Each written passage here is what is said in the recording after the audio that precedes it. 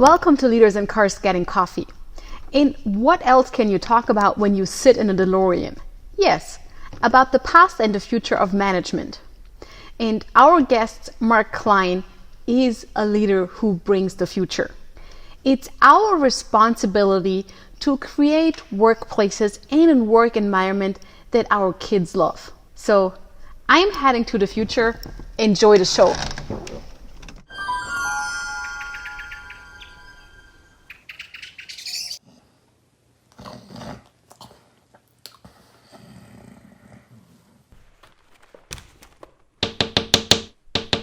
Heiko, wake up! Wake up!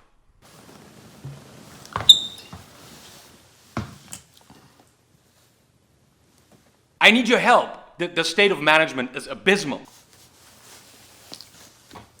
Who are you? Who am I? I'm you, the future you, just in much better shape.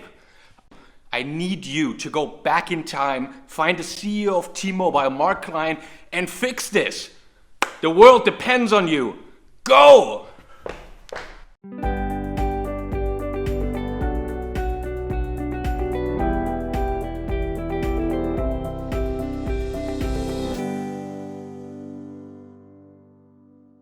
Ready to fly? Turn to fly. Great car. Awesome. Ready to take off. Which date do we pick? Actually, we can't wait. Yeah. I'd say, or do we go forward or backwards? Yeah. That's the first question we have to ask ourselves. Yes. I have to admit to you why you're in this car. Yeah. Right. So, the luxury of having your own company. You have been an entrepreneur, right? Yeah. You've had your own company. Is Yes. that you can, at a certain point when your business runs well enough, pick and choose who you work with. Right. Yes. It's a luxury. And Yes. do you remember what you told me about what you think your vision for business would be? This mix of entrepreneurial from the US and the social notion of Europe? Yes. What does that mean for you? Europe has a lot to give. Yeah. Europe is really different than the US. I think when you look at the difference between rich and poor in the US, I think this is not something that is admirable. I think that we have the social responsibility. The beginning of the democracy was here in Europe, in Athens, 700 years before Christ.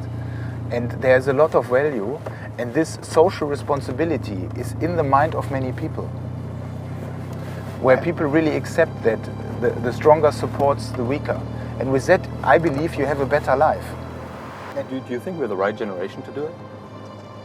Do you think, because even I'm an immigrant, right? Yeah. I mean, look, this was our idea of digital, basically, right? Yes. So, don't you think that would need to be someone who has come up with that with the mother milk, or do you think that's something that? It depends. Well, first of all, it depends what you want to achieve.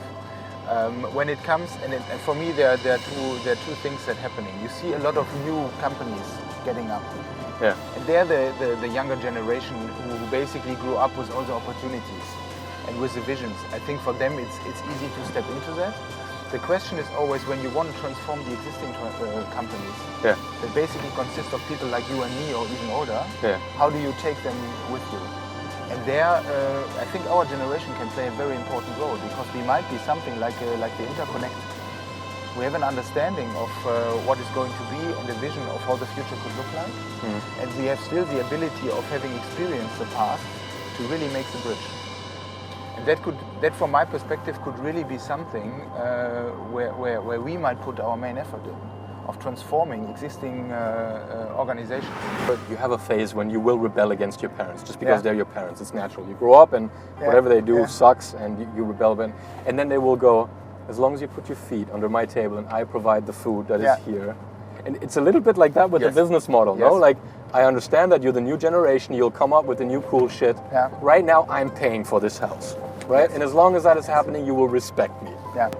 How do you make that work in a company, like in a family, to say the fact that you have a wildly different idea from mine is good, and yet it wouldn't pay the rent Yes. yet, Yes. right? So Yes. that you can have both things coexist, and I think that is something that very few organizations get right.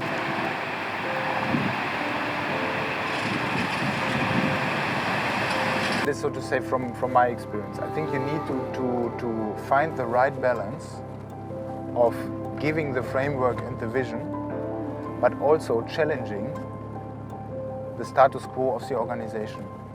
In terms, are you really working against the vision? Is it really the maximum we can get out? And I think for me, these are the two roles. So it's not, from my perspective, not only giving the vision, which is one of the key roles, that everybody is aligned towards a common goal, and we see the same future. That makes it much easier for everyone to work in the same direction. But you also have to challenge from time to time. Are you really going into towards the vision? And that is for me less micromanagement. So it's not the last screw, but it is in the overall framework. Is the ambition right that you set yourself? Can you not do more? And what do you need to get in order to do more? And that is also a challenging role of a leader to make that happen. And sometimes that gets forgotten when you discuss about the new way of working. Everybody is sure that creating a vision is very important, but you don't hear pretty often that challenging whether your colleagues are working towards that vision. This is, from my perspective, sometimes forgotten. Because I think, again, when we come back to this sort of old-fashioned performance management, the challenge from the CEO always seems like a performance appraisal, right? It's not seen as, this is constructive to bring us forward. Are we doing the best? But you didn't do enough, right? So creating that safe space where what you do is part of what you have to do, and to make it clear to people, that's I think in the new definition of the CEO, or in the best definition of the CEO that was always there. Yes. When you really see it, that the time is over, you're already spending 150% of your time and resources on securing the old, and you don't have the time and energy to build the new. That's why you have to build the new in a time where you're really comfortable and successful in your core. But maybe also that is a bit human. When things are going well, you really have to say, okay, now building the new. And that's sometimes a bit, this is not the classical way. You would say it's all good, let's take a bit of a breath. No, then that is the best time you're not taking a breath and building the new.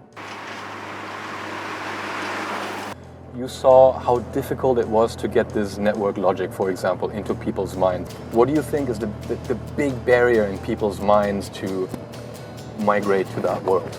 The biggest hurdle for the people, what I've seen, is still the fear.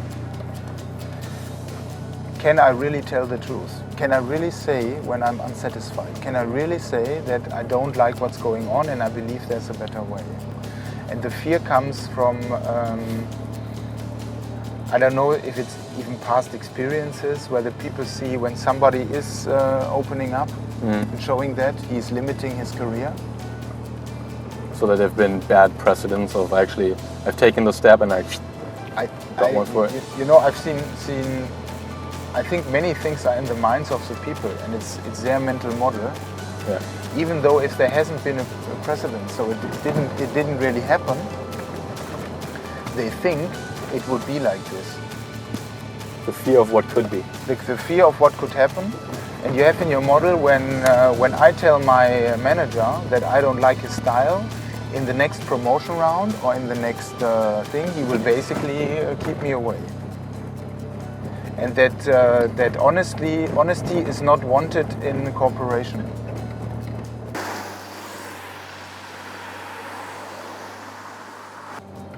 I was shocked at that point when, positively shocked, I have to say. I thought it was the turnaround moment for that team, for the change group, when they came up with this asshole list, right? When they said, there are people in this organization who will actively sabotage this, who have always sabotaged this, but they perform, right? So they stay, but they perform in the old way. They run by fear, short-term whip and carrot and stuff like that.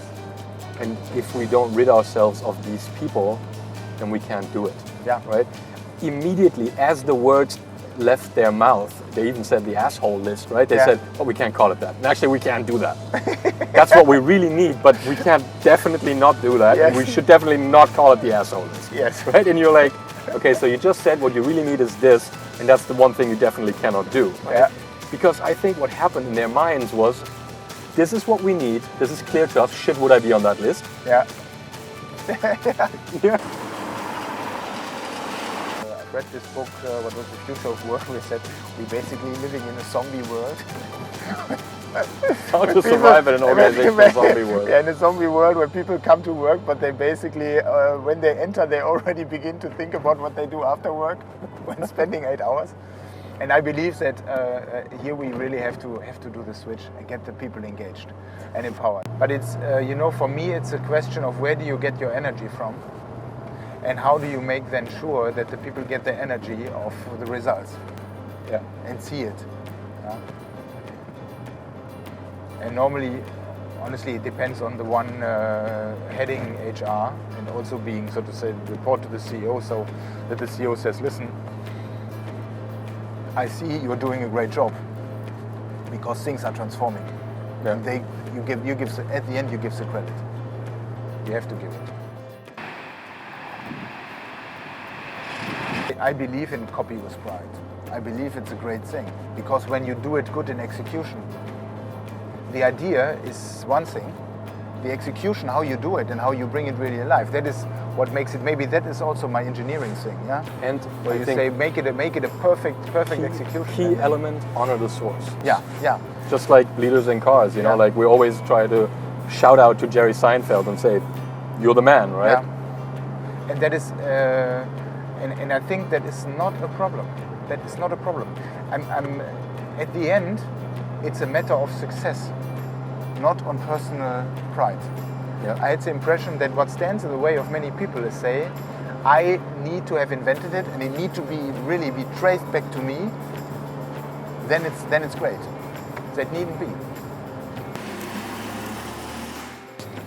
YouTube video that the employees of HP created a couple of decades ago about the HP way. Yeah. And it shows a lot of the original footage from the founders, from Bill Hewlett and Dave Packard, some of which I've shown in the readiness sessions. Right? Yes. And they asked, like, what's your role? What do you do as the CEO and the co-CEO that they were? And they said, well, at the end of the day, we're businessmen, right? So we have to set a compelling vision of where we think we can build something that customers are willing to pay more for than it costs us to make. And we should be the ones who help define where that is, the future. But then we set a framework and we get out of the way. The less we have to do, the better we are doing our jobs. Yeah. And I think this is still really counterintuitive for a lot of CEOs that if you're doing nothing in the right way, you're probably doing a kick-ass job, right? Yeah. Yes. One of the biggest competing models out there is holacracy, right? Yeah. And I find holacracy, for me personally, suffocating, right? It's so rules-driven, it's so rigid, but on the other side, it forces you out of what you were doing before, right? Whereas our approach is very much, please think, make up your own rules, do it iteratively, like, almost like an agile way to develop your culture. It demands a lot of the people who already have a plate full. Yeah. These guys say, here's a new set of rules, implement them, and then you're done. Yeah. I've now talked with a CEO, Mark Klein, who has implemented holacracy. But he really built the company from scratch. Yeah. He did it now for 1.5 years, and he said, yes, I've been through the dip, and it's really, really successful. But he also was pretty clear. He said, I don't believe that the existing larger companies can transform to that. And honestly, I believe the same. You have to, this is a too radical shift. I think that companies will not succeed. So you have to, as an existing organization, you have to figure out new ways to transform your company. And that comes with agile. It comes with an agile way of working, a new way of collaboration. And then over time you will, so to say, transform also your organizational style. But I don't believe in implementing holacracy. And I think it is this will not work. So you need a different approach to move it. Mark, these are our last meters in a real-time machine. Yes. How cool is that? Amazing. And now it's Now we can do the ADA.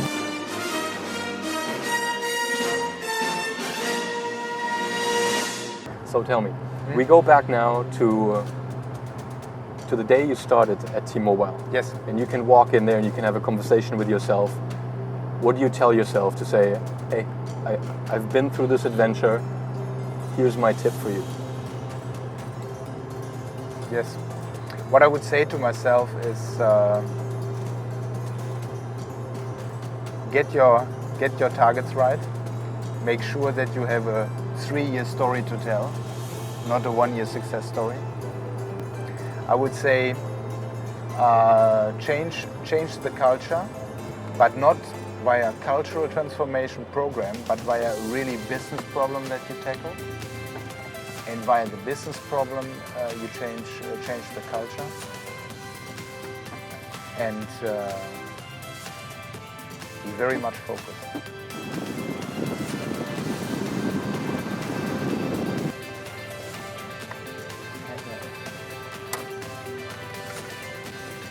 That's nice. Let's get some coffee. Yes. Good idea. We just talked about it in the car, the last thing, about the agile cultural development, the iterative, versus a sort of a template, like holacracy, right? Mm-hmm.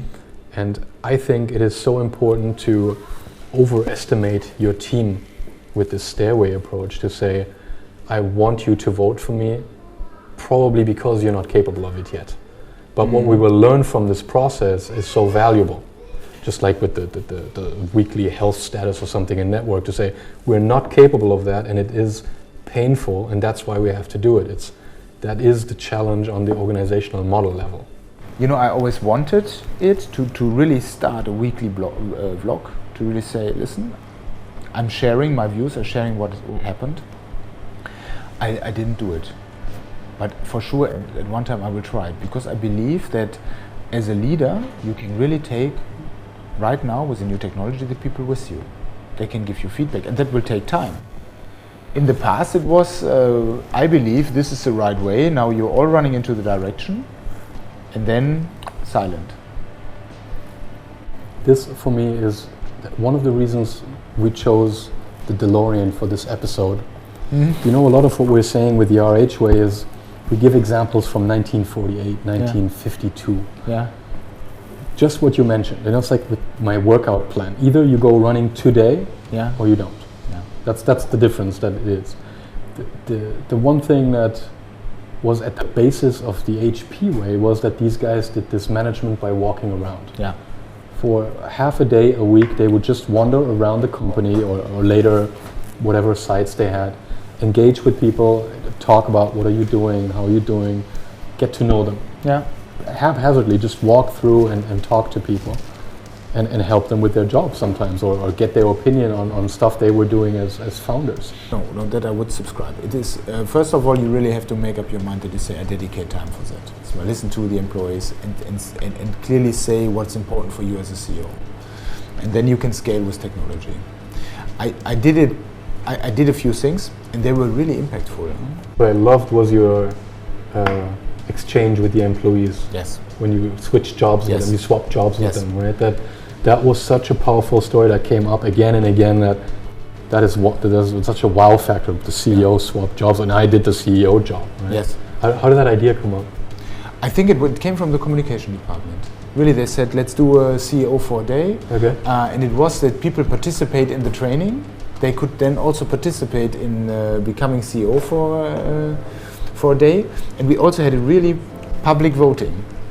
And it was amazing. It was, first of all, I liked it because I went really into his job for half a day. What was it? It was network rollout. Okay. And they did the activation of the sites. So really planning the subcontractor to be on the roof, to switch it on, to make it active in the system, to see when some failures came, to reactivate. Nuts and bolts. Yeah.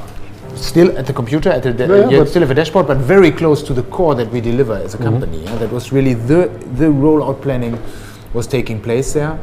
And for me, it was a great experience. Learning the technology, but also talking to the people. We had very open discussions.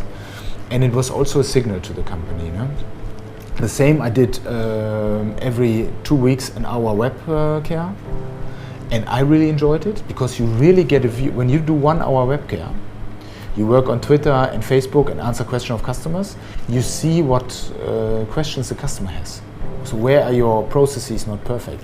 And that is also something that I really enjoyed a lot. And it also sent a signal the CEO is very close to our customers, so I should be closer to our customer.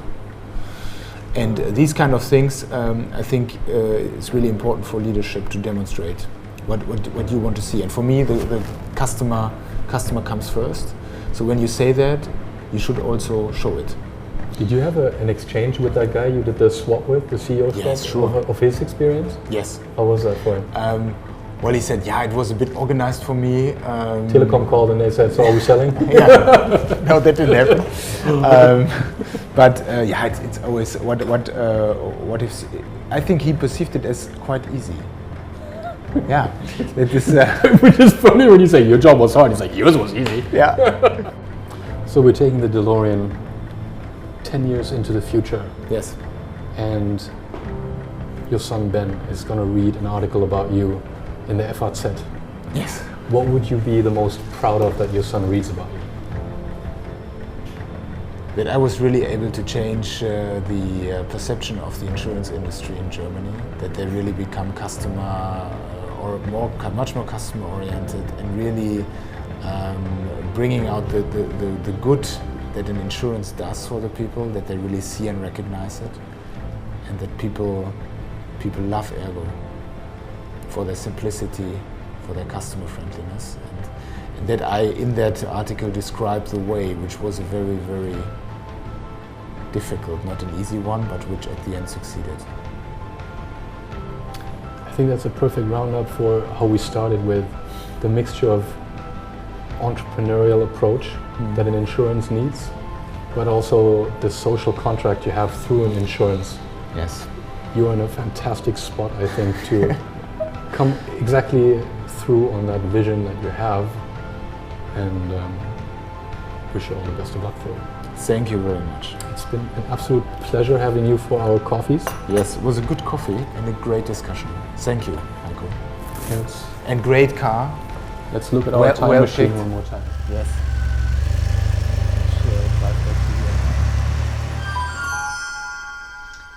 Thank you for watching the episode. There's a lot more to come. And remember, where we're going, we don't need managers.